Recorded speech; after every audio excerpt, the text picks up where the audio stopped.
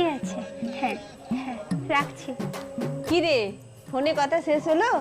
এবার তো শ্বশুরবাড়ি চলেই যাবি, একটু আমাদেরকেও সময় দে। আরে মা, তোমরাও না কি যে বলো। বিয়ে পাগল মেয়ে।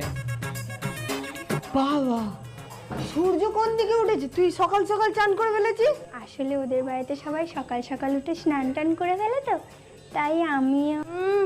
শ্বশুর বাড়ি যাবার জন্য খুব তাড়া না? কি রে, তুই রান্না করছিস? হ্যাঁ মা, আজকে আমি সকাল সকাল উঠে সব রান্না করে ফেলেছি। আজকে তোমার পুরো রেস্ট। তোর গরম হয় বলে তুই তো ঢুকতেও চাস না, আজকে তোর কি হলো?